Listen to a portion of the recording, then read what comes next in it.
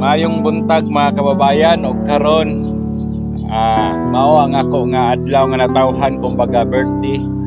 So magahimo ako og regalo sa ako kaugalingon nga gamay na butang nga diin mao'y makalipay sa kuha. So naay tubig dinhi nga akong dala og ako ni ihatag sa akong silingan nga akong nakita nga naggarden. Arang kainit ang panahon karon mga kababayan og nahibalo ko nga wala siya makadala og tubig kay dito ko gikan tan-aw ra ko sa iyang garden og ako siyang nakita nga gihuwasa naman siya dito.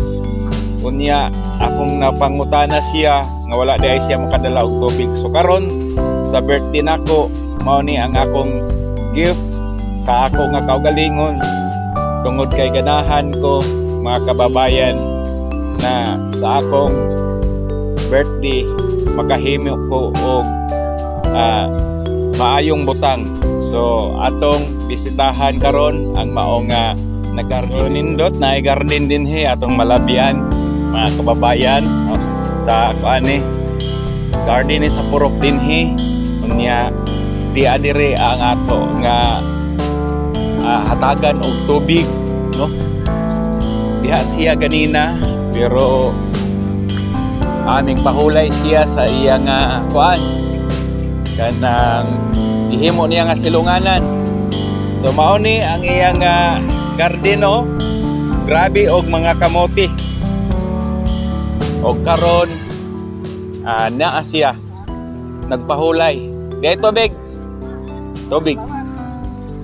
so mao ning atong gakuan karon di ay pawa mao ni sige kay atong mag-video ta diri sa imong kuan mao ni ang ato na silingan diri nga nag-garden no si Margarito Ramos. Grabe ka init. Gakuan siya og iyang tuan silunganan. Mao na nga akong nahuna-hunaan nga ako siyang dalan og kanang tubig kay uhaw. No. Pila na edad ni mo, Chong? 80 ang iyang edad. Aspas pa kayo mag-garden dire. Grabe ang iyang garden.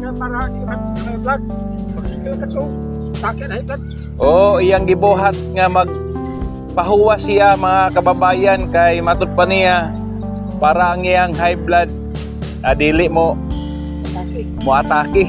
Kay kung naara siya sa balay katulugon no. Katulugon permanente dili mahawasan. Mao ni ang ato nga silingan ato rong giari kay magtanaw-tanaw ta sa iyang garden.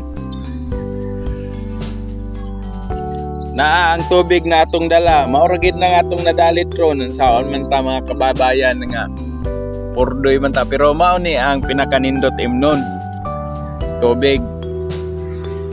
Grabe na Chong kay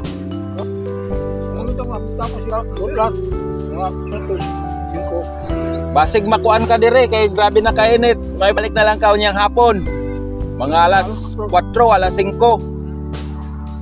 Kay basig atong huna-huna kaya ra unya malipong ta dire. Kay grabe ang init mga kababayan, grabe yung init lagiting gayud ang init.